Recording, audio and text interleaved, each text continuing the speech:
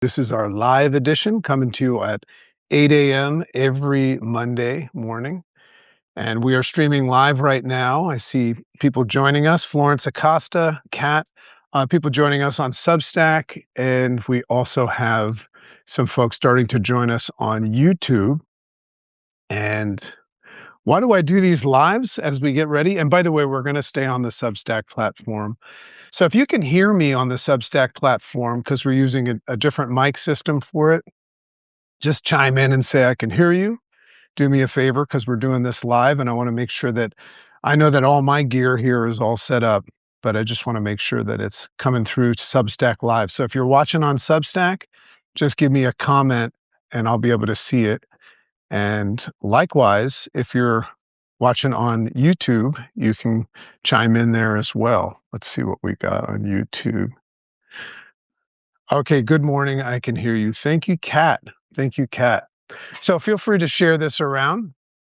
Florence says she can hear me as well.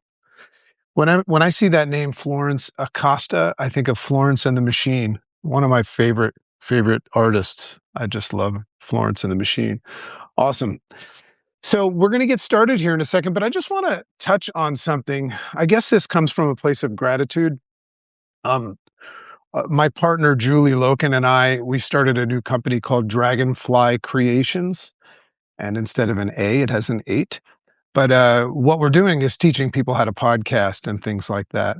Great band. Yeah, she's great live, Florence. So in any case, we're teaching fledgling podcast curious people.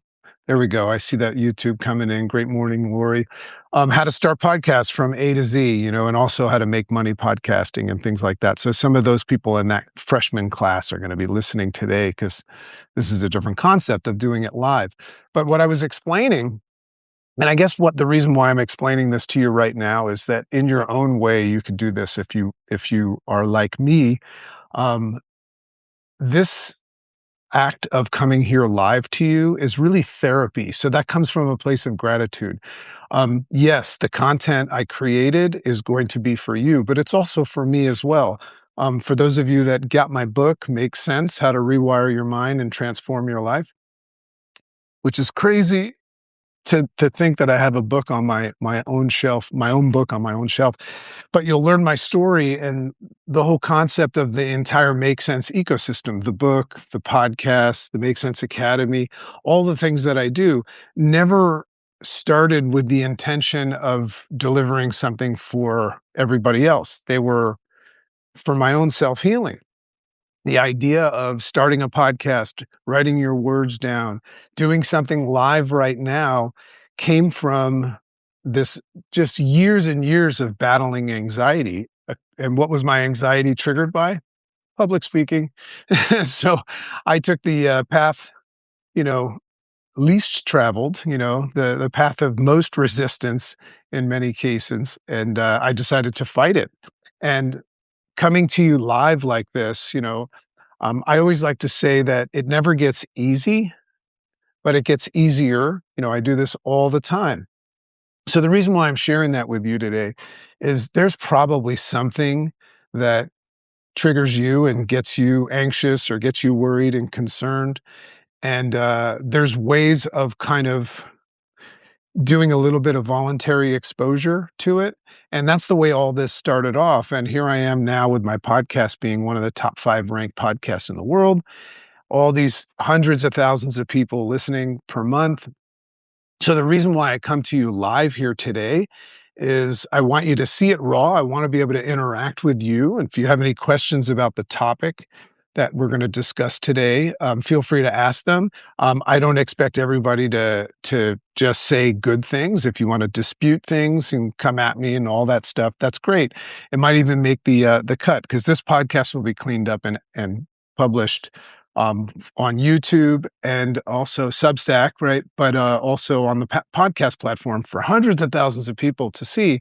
And if some of our interaction is delightful or insightful, those rhyme, they'll make it to the cut. So anyway, I just wanted to share with you today how grateful I am to have this opportunity to come to you today. Clubhouse name of the room, Clubhouse name of the room? Is that a question? Or, oh, Clubhouse has name of the room. Not sure what you mean by that. So you can maybe Alexei Zaitsev. So today's topic is one that is very, very connected to everything that I'm saying. And the purpose of these Mondays, now that you know kind of selfishly what it's for, is just to give you an opportunity to do what most people will not do today. Most people are going to wake up and allow their program to dictate their day. They're going to let their day dictate their day. And we'll get into that. And that's not a great way to live. That's a reactive way to live. And if you learn from what we speak about in the Make Sense, the book that we just published, the way we look at things and the way we react to things, has been, for the most part, programmed and persuaded and conditioned into our minds our whole life. So if we're just handing the keys of trust over to our automatic reaction stress response system, rather than taking control as the dominant force and shot caller of our day, well, you probably can predict what kind of results you're going to get. So Kat says, I love that. Kat says, I choose what I get my energy to. So I would assume what you're saying is that you dictate and choose what you're going to devote your energy to. We don't know the topic, right? Alexei, you don't know the topic yet. So we're going to announce that right now. Now I understand what you said. So that's the process of making sense, by the way. I don't know about you, but when I don't understand something, I start asking questions until I go, aha, now I understand. Okay, so for Alexei, for everybody else that's tuning in, great morning, just great morning, humans, great morning, world. So much gratitude. Once again, my name's Dr. JC Dornick. I go by The Dragon. That's my podcast hosting handle, as if I was like a truck driver or something. And it's just such a pleasure to be with you today. Today's topic is called Stop Managing Time and Start Managing This Instead. So we're going to go over something that we call the night before rule, and we're going to talk about claiming authority over your mood. We're going to talk about mood management today. And God, I just owe so much of my life. I might even tell you that I owe just being here in general to my ability throughout the years to get better and better, never perfect, at managing my mood. So here's what this is going to be about today. We're going to talk about stopping the idea of letting our environment dictate our results. We spoke a little bit about that in the beginning. We're going to learn how to claim authority over our mental state and build, from my book, an interface response system that actually works. We're going to talk a lot about how we can teach so many tools. We can help so many people learn tools and strategies, but that doesn't mean they'll be able to follow through and do it. So we're going to talk about why today. So in this episode, I'm going to explain why productivity is not always a time management problem. We get very enveloped in time blocking and time management. It's actually a state management problem, or I should say it might be. It could also be. So we're going to unpack how the night before rule, which I'll teach you, determines whether you wake up reactive or intentional. So park that for a second and just decide, have you decided to be reactive or intentional this day? Or have you already begun the process of being reactive? Or did you make a decision to be intentional? But what is your stance right now? And we're going to talk about why borrowing happiness from tomorrow sabotages our success, and how mastering your internal environment makes you truly unfuckwithable in 2026. That's one of my chapters. I have a chapter in my book about becoming unfuckwithable. And that is about having agility, that's about resilience, that's about perseverance. But what it's mostly about is setting yourself up for that state. Because when you decide to be unfuckwithable, it doesn't mean that the fucking is going to stop, right? It just means that you're deciding what it's going to mean to you, which is the only thing that you have a decision in. So You can have the best strategy in the world. We spoke about this. You could have the best business plan, the best productivity system, the best calendar structure.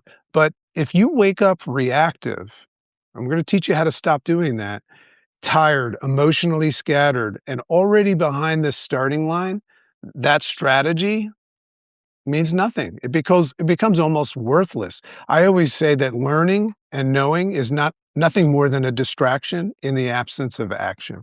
So if we decide that we're going to like do something because we learned it at a seminar or a podcast or we read a book and we don't follow through, it's typically not that you can't do it. It's that you didn't work on the who first. It's who you are that determines how well what you do works. So the problem is your state very often, or your mood. If you peel it back, that's the precursor. So today we're going to go deep, and we're going to go deeper than your typical productivity hacks. So if you're looking for productivity hacks, you'll get a couple today, but we're going to go deeper. We're going to peel it back a little bit further and work on the thing that is really, really predicating your ability to do it. So we're talking about internal environment authority here today. The discipline of managing your mental state before the noisy world starts influencing it. So we're going to talk about some morning routine, but also evening routine, because here's the real takeaway today, everybody. And this represents one of the major tenets in the Make Sense ecosystem, and that is this. This is probably one of the most valuable lessons I have ever learned, and I'm paying it forward to you. Great morning to Margaret and John Shields, who has joined us. And let's just say hi to some folks in YouTube. Great to see you. Looks like we're starting to get some interaction there. So here's one of the most important things that I've ever learned, and one of two tenets of the Make Sense ecosystem. Who you are determines how well what you do works. And if you stay with me until the end of this episode, I'm going to share with you what I call the night before rule. And that's just a simple, powerful shift that ensures you stop borrowing happiness from tomorrow. Stop borrowing happiness from tomorrow and leading your day with intention. Now, I just want to park it on the side for anybody that's joining us from our new Dragonfly Flight Academy, our podcasting school. And by the way, if you're podcast curious or you have a podcast that you want to learn how to, expand, grow, and monetize, just reach out to us and check out our academy. It's just an amazing opportunity. But what I've just done is lay the fabric and the foundation for this episode today, right? So what's cool is if you guys follow the Make Sense with Dr. JC podcast, you're hearing it live and raw today because I'm also fishing to see if there's anything that happens organically. But this episode will be probably like a 30, 40-minute tops episode because we're going to have a Q&A after this as well if you guys want to hang out. So most people believe that their mood is something that simply happens to them. Isn't that an interesting thing? They wake up in the morning and they say things like, I'm just not feeling it today. I'm not feeling good today. I didn't sleep well last night. You know what? I didn't sleep well last night, but I didn't use that as a platform this morning. Sometimes people say today's already off, but here's the truth that high performers eventually learn. And when I say high performers, I'm not separating you from other people when I say that. That's an important distinction right there. A high performer is just somebody that's learned how to become unfuckwithable and set up their mood and manage their mood. So don't ever think that you're separated from the potential of being a high performer. There's a high performer version of you. So when I say high performers have eventually learned that mood is not a condition. Now, that's pretty controversial to say mood is not a condition, because when you're in a bad mood, don't you kind of feel like it's a condition? It's actually a managed state. And that means that you have a say in your mood. So the next time you find yourself in a good mood or a bad mood, just contemplate and entertain the fact that you had a say in that. And that in turn means that your day is up to you. So Hal Elrod was really the pioneer of the morning. He wrote a book called The Miracle Morning, which I read, and that played a big role in me coming up with what I call my great morning rise up. And, he just said, win the morning, win the day. And that's what he meant by it. It's up to you. You have a say. So the people that accomplish extraordinary things in the world, which there's a version of you that does that, you might be in that state right now, whether it be business, leadership, health, relationships, are rarely the most talented people. In fact, if you read books about successful people, you'll see that they very often tell stories that they had to work harder than everybody else. I mean, my great friend Jim Quick, who's enormously successful, was the boy with the broken brain.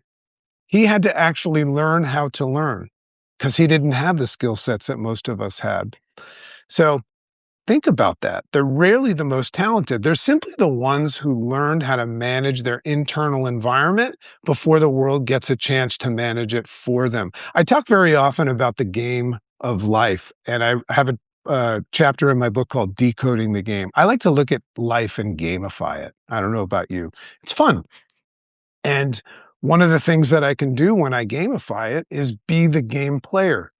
But sometimes if you wake up in the wrong state and you don't handle your mood management the right way, you might think you're playing the game, but the game ends up playing you. Make sense? Okay, so where are we? Okay.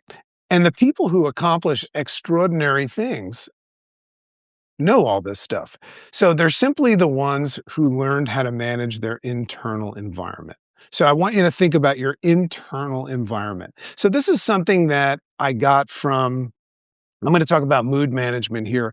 And I didn't come up with this idea. I knew the concept of it, but I never called it mood management until I started reading books from Arthur Brooks. Arthur Brooks, fantastic, fantastic author. He's got a new book coming out, and he's written a fantastic book with Oprah. But it's something. He's a happiness researcher, and what he teaches us extensively is that happiness isn't something that we chase. Think about that for a second. Happiness is not like a destination. It's not like an accomplishment that we chase. It's something that we manage intelligently. So this is about becoming the dominant force and shot caller of your day and managing things intelligently. Now, that doesn't mean that you're stupid if you're not managing things intelligently. It might mean that you just don't know.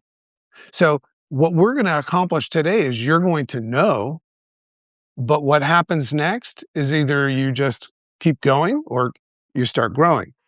So Brooks describes happiness as a combination of enjoyment, satisfaction, and meaning. So that's what he equates happiness to. But those things didn't just show up automatically. Okay. We think that they do. This is what's interesting about the human condition and how we wake up in the morning. It's almost as if we learned to wake up at some point and see if it's gonna be a good day. It's like we take our finger and we put it up and we say, "Is this a good day?" Like the day is gonna let you know. Well, here's the thing. If you do use that strategy, the day will let you know. States like enjoyment, satisfaction, meaning show up, and then you're going to learn how to regulate your emotional state after they show up. Now, that's a sticky game to play if you think about it. If I wake up in the morning and I make an assessment of the day before I claim control of it, well, what's going to happen is the day's going to look very similar to an element that was worrisome, challenging, or, hard the day before because your brain boots up like a computer. And when your computer boots up, just like this computer I'm looking at here or this phone, it doesn't boot up anything new. It boots up what you were using last. Your brain works the same way. So, in other words, mood management is the foundation of happiness, productivity, and clarity. So, let's talk about the Real Productivity Program. I hope you're enjoying this. That was just what crossed my mind right there. So most people try to improve their lives by managing time. I know this because I teach time blocking, and time management is a big, big thing. Get organized, manage your time. So we learn things like that, and there's so many different courses on time blocking, the latest productivity apps, and we make to-do lists and task lists. You know why most people don't have to-do lists in their pocket? Is because they tried it and they didn't follow through. So there's a lot of great strategies, and there's a lot of great books on strategies. But productivity is not primarily a time management problem, and that's what we're talking about here. It's actually a state management problem because your emotional state is chaotic. Or I'm sorry, not is. If your emotional state is chaotic, overwhelmed, reactive, or drained, everything becomes harder. Am I right? So if my emotional state has those elements. It's chaotic, it's overwhelmed, stressed. I told you before about my struggles with anxiety. It wouldn't go away in the morning, but if my emotional state is like that, the things that we're talking about doing become harder. So doesn't it make sense right now to consider going and working on your emotional state before? So in our Make Sense ecosystem, we always say, "Hey, great morning, Jennifer Dorothy has joined us. Great morning, everybody." Hope you guys get to meet each other on Substack, on YouTube.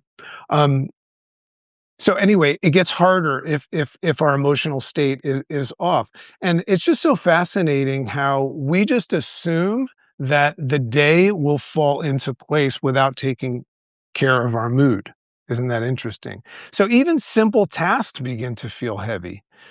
Decision making becomes harder, creativity becomes harder. Writer's block, by the way, as somebody that writes every day, has a lot to do with my emotional state and my mood. So before I sit down to write, I do some other things that I need to. So, like if exercise, for example, if drinking water and listening to a positive podcast or listening to some music or meditating or exercise gets you in a better emotional state, wouldn't it make sense to do the tasks that will be easier to do, like react to adversity and things like that after you've gotten in the right emotional state? So decision making becomes harder, creativity harder, relationships harder to navigate. Anybody relate to that?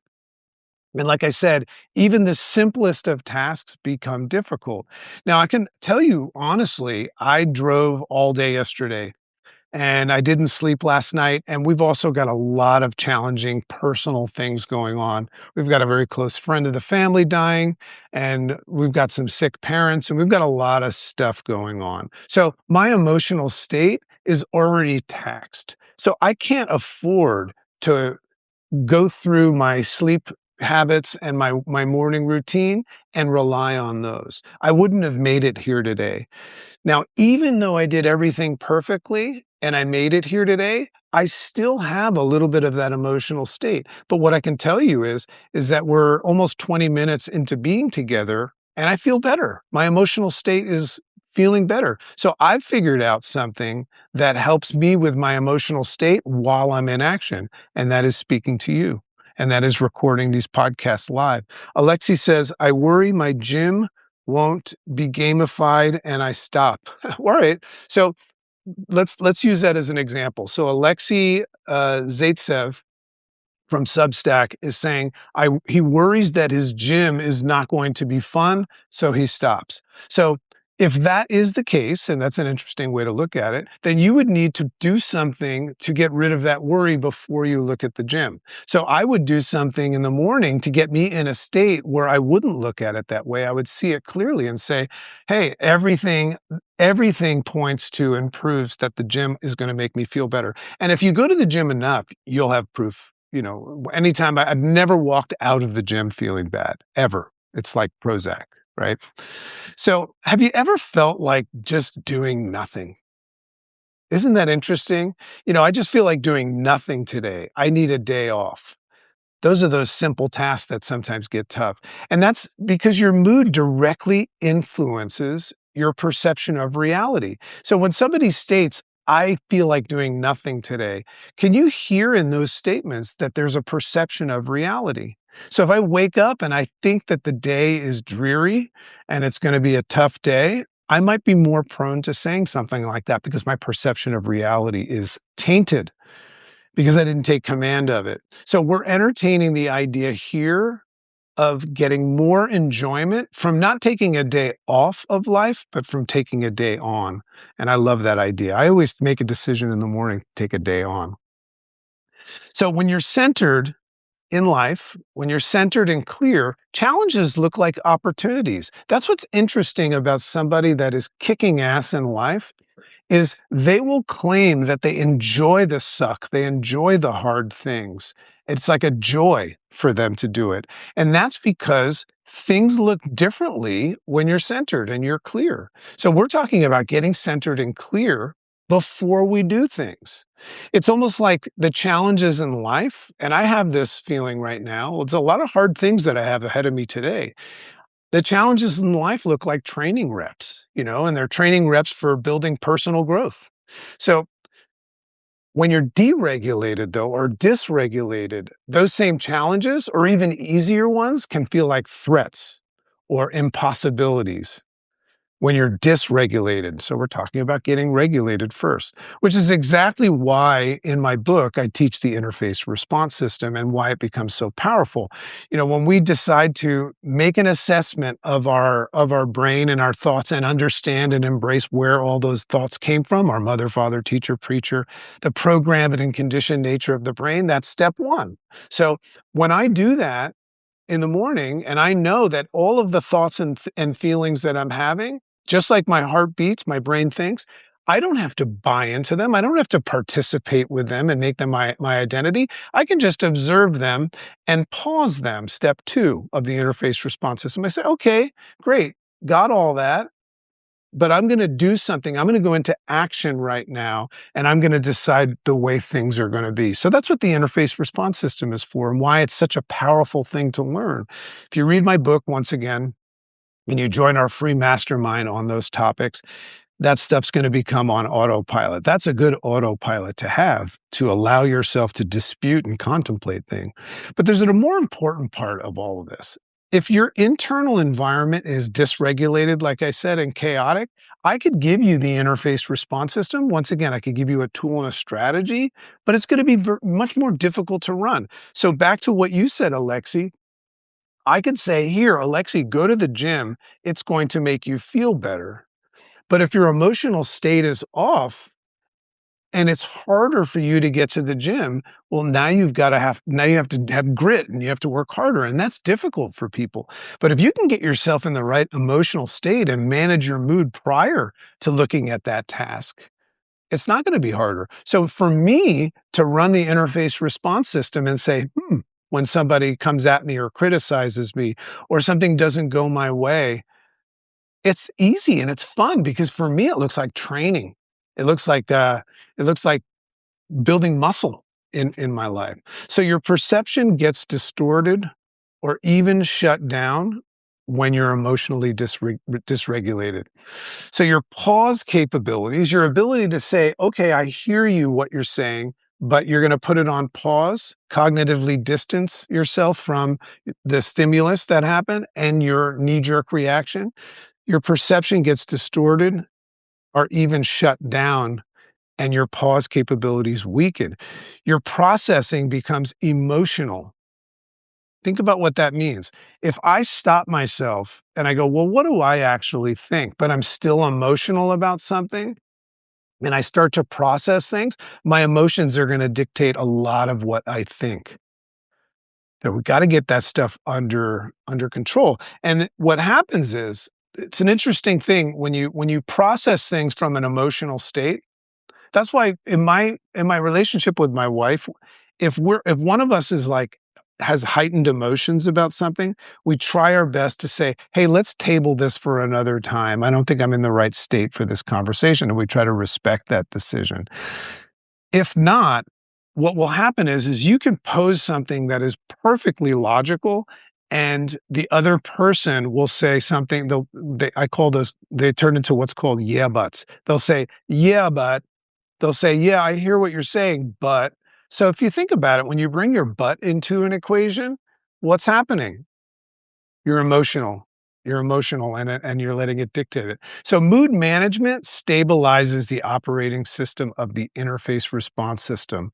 It stabilizes the operating system that the interface response system and your whole perception and reaction system runs on. And if you don't do that, that's why you're out there trying so hard to do things and not getting anywhere. So it's the difference between reactively living and intentionally living. So there's essentially two ways that people move through life, and that's you and I. We're either moving through life reactively or intentionally. So reactive living means that your environment determines, I'm sorry, your environment is determining everything. Okay. And there's no intentions in it. That's what reactive living means. It means that you are living in reaction to your environment. You wait for the environment to tell you things. So reactive living is thoughtless, right? And it's thoughtless because you're just letting your operating system do the job. You're handing the keys of trust over to your operating system, which we know is not really ours. It's what we've acquired from experiences in life. That's great, but it's also been programmed and persuaded and conditioned into our minds from our programmers, our mother, father, teacher, preacher. So we can't hand the keys of trust over to that and expect to get a great result. Could be a stressful email that you get that ruins your mood. Traffic, maybe. A bad comment can ruin your mood and your focus. So your state is constantly being pushed around by circumstances. That's what it means to be, if you're reactively living, you're a victim of circumstances and hoping that the circumstances get better before you get better. Your circumstances change when you change. And that's called intentional living. So intentionally living flips the equation. You decide the emotional baseline that you bring to the day. You decide the emotional baseline. You could say it out loud. And from that centered place, circumstances become things that you respond to versus react. And the difference between reacting and responding is there's a thought process that goes on with logic and rationale in connection with your greatest desires. So circumstances become things that you respond to, not things that control you. Nothing controls you when you decide to respond versus react, because it means that you have a say in it. So that's called mental sovereignty, by the way. So let's talk about the night before rule. Here's where most people miss the entire equation. So let's say you're vibing with this right now and it makes sense. Let's see what we're seeing. We got a lot of stuff from Lori Melton in here. Emotional state can be extremely fluid. Lori says, however, structure is integral for her for a successful day. Your body may need rest. Anxiety takes a toll on your body in her experience. Great stuff, Lori. Great stuff. Okay, so let's get back. We're going to talk about the night before rule, and this is the thing that most people miss. Everyone loves talking about morning routines. Whether you do them or not, that's a big thing. Everybody talks about the morning routine. We meditate, we exercise, we read, we journal, we do cold plunges, all of that stuff. Podcasts, we listen to podcasts, we do podcasts, all of that. Great, great stuff. But remember, who you are determines how well what you do works. But here's the reality. Who you are when you're doing those things, meditating, exercising, journaling, cold plunges, determines how well what you do works. So your morning routine doesn't start in the morning, it starts the night before. Now just sit with that for a second. How could my morning routine start the night before? Now you're starting to load logic and rationale into your head, and you understand why, right? It's because who you are when you wake up for your morning routine determines how well what you do works. So if you stay up late at night, we have something in our house called twilight hour. The hour before we go to bed, no technology, family. We don't let anything in our brains that could affect our sleep. And also remember, we go offline when we sleep, but whatever you go to bed with might wake up with you. So we like to go to bed in the right atmosphere, and we love to just focus on It's a great way to improve your relationships too and spend quality time with one another. But if you stay up scrolling, social media, watching stimulating content, eating junk food, that's another big thing, drinking alcohol or substance abuse, or flooding your brain with dopamine, which is what we're all doing without even knowing it, you might feel temporary pleasure. But here's what Arthur Brooks says that you're doing when you do those things at night that you like doing, the scrolling and all of that dopamine stuff. He says that when you do that, you're actually unknowingly borrowing happiness from the next morning. You're borrowing some of the happiness that is available to you the next morning when you do that stuff at night. So the cost shows up the next day in the following way. You might wake up with brain fog, and you think that it's just that day. You might have low motivation, irritability, increase irritability, increase reactivity, wake up on the wrong side of the bed. That started before you went to bed. And I can't tell you how important this is. And just try it, challenge yourself. You didn't just lose sleep. I didn't sleep well last night, but I went to bed the right way. You didn't just lose sleep, you lost clarity when you do those things, patience and emotional stability. And the morning routine matters, but if you don't do a proper, healthy night routine, the morning routine can get washed out. But let's talk about the morning routine. When you wake up in the morning, your brain is still transitioning out of the dream state. There's this little teeny fragile moment where your brain goes from offline to online. And you'll know it. And I always challenge people, one of the greatest things you can do is start from a place of gratitude, because that pauses your program from booting up. So there's that moment where your brain, which mysteriously goes offline and you stop thinking during sleep. You dream, but you're not thinking. You're not consciously there. Okay. Different part of your brain takes over. But when you wake up and your eyes first crack open and you start to boot up your computer, okay, that's called that transitioning state. You're moving from dream state into, I guess we would call this baseline reality. So that's called the hypnopompic window. Hypnopompic window.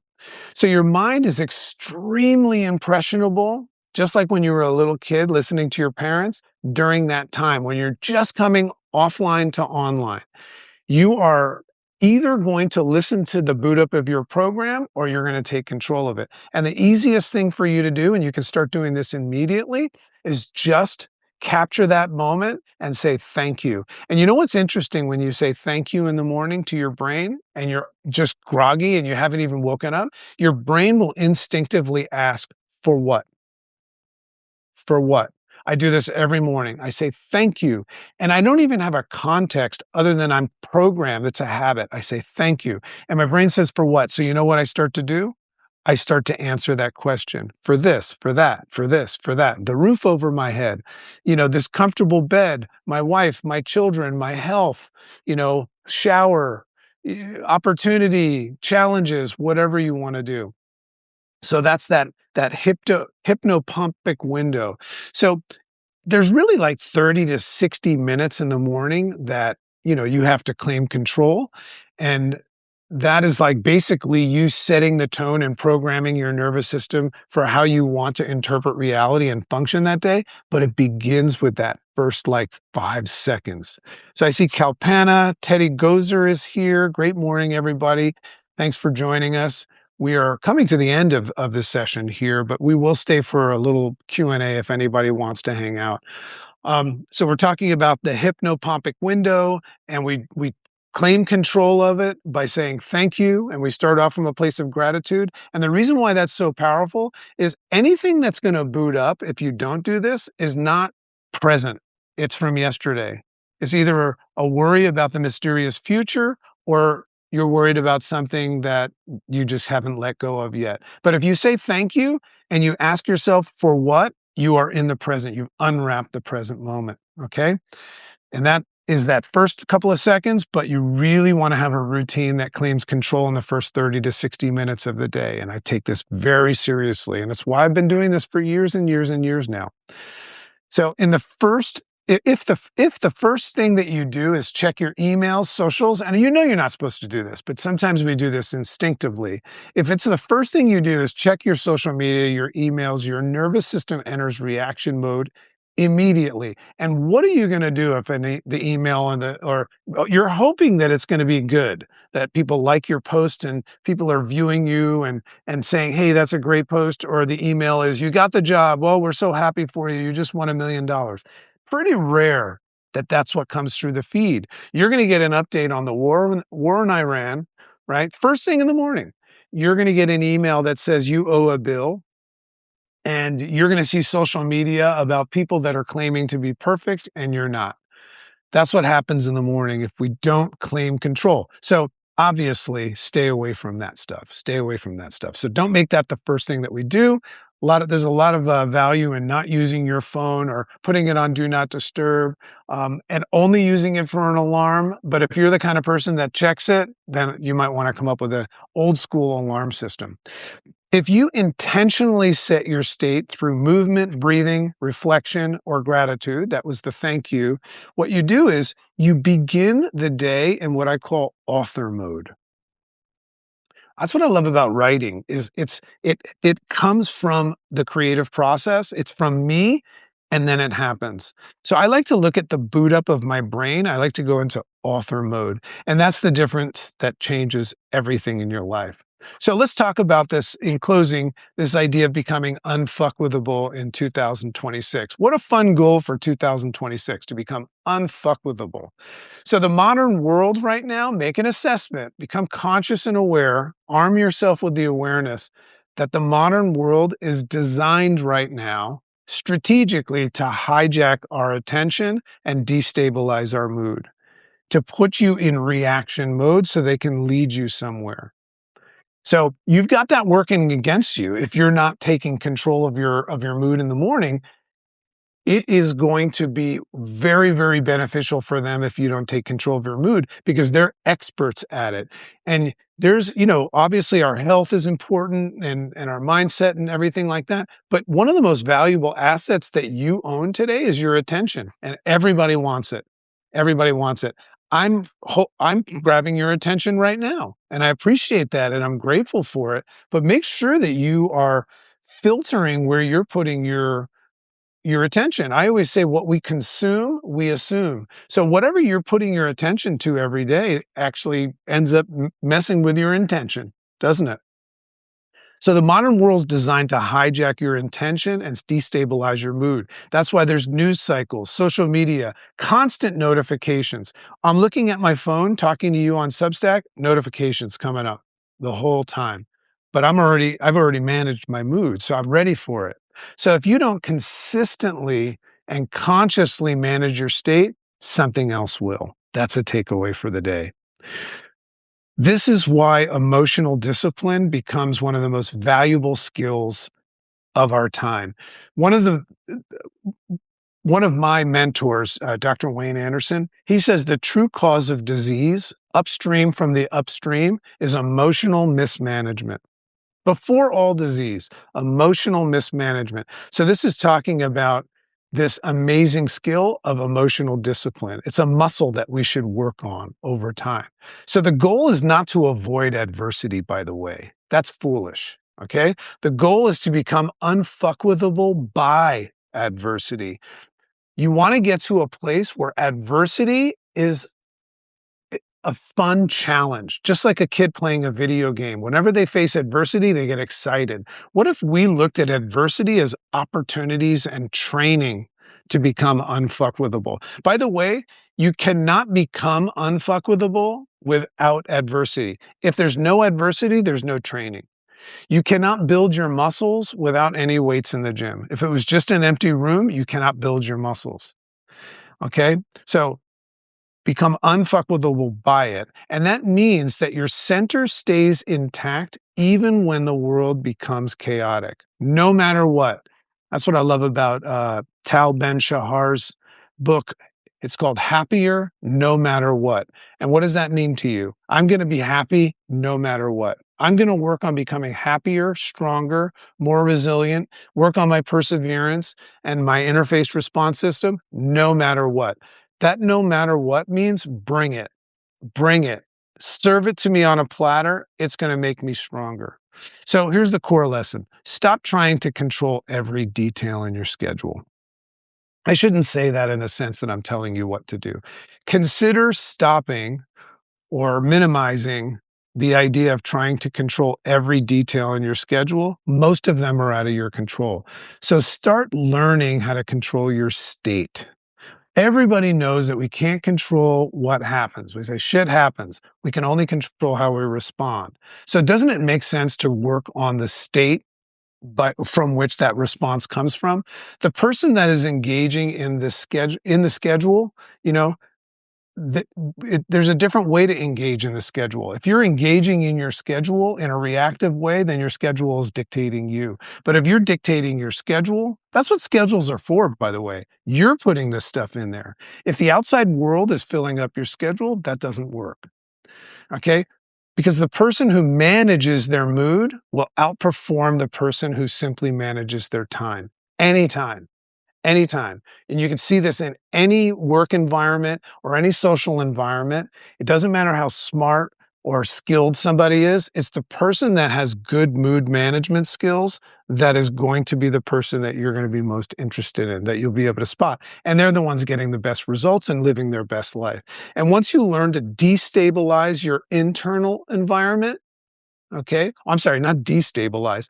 Once you learn how to stabilize your internal environment, clarity, remember we said clarity before action, clarity improves, decision making improves, relationships improve.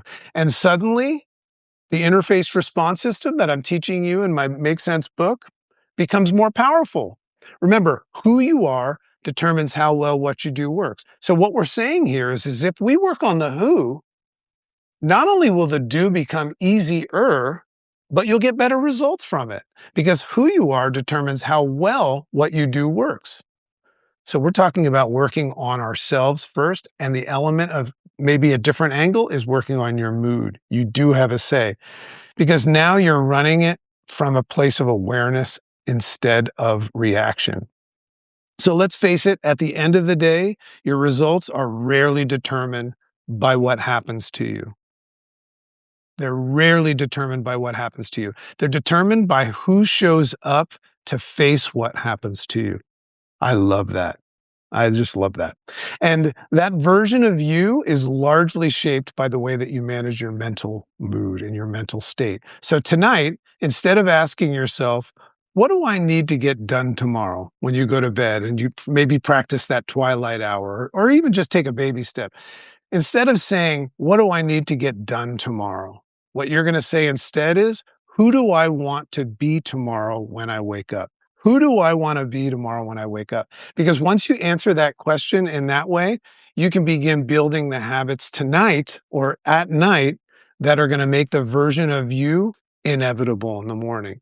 I'm telling you, what's great is you're coming to me in the morning right now, unless you're watching this as a recording or listening to the podcast. This journey, if you want to get started, starts tonight from wherever you're viewing this. It starts tonight. And when you start doing that, your morning and your success becomes inevitable. And when you master that, life begins to make a lot more sense. So I'll say that one more time for my podcast. And when you master that, life begins to make a lot more sense. So love and appreciate you. I'm going to hang out for a Q&A, but remember, if you learned something today, give it away. That's how it's going to stay. And I hope that everybody has a wonderful and beautiful day. So that's it for the podcast session. But does anybody here that's with us have a question? I see a lot of people. There's people on YouTube and there's people on Substack.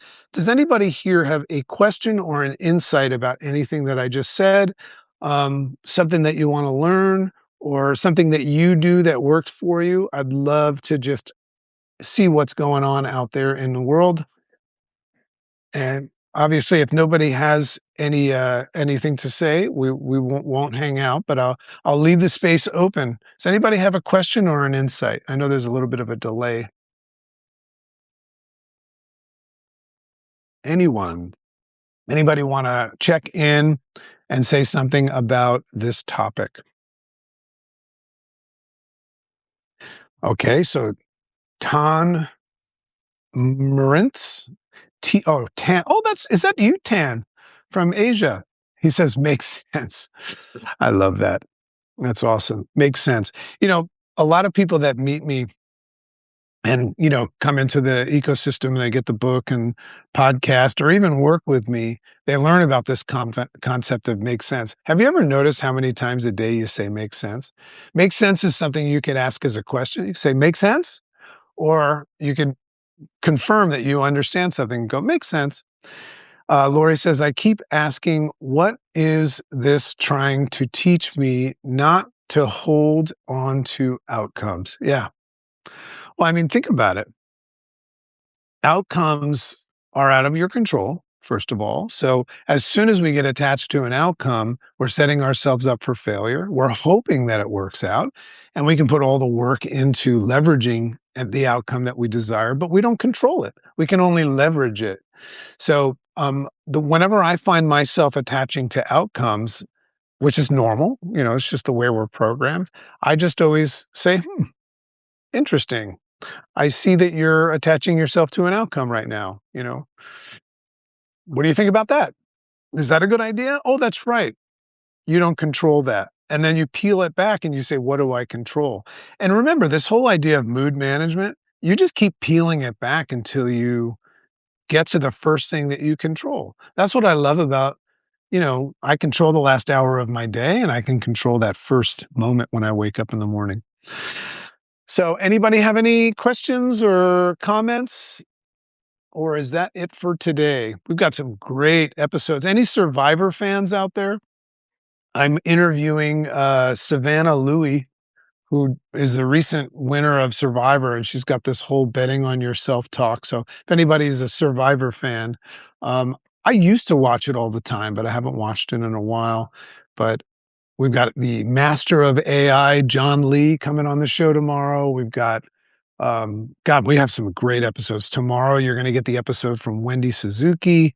Um, we've got Todd Herman, the alter ego effect. And God, we have some amazing guests come up. And I hope you guys are enjoying the podcast.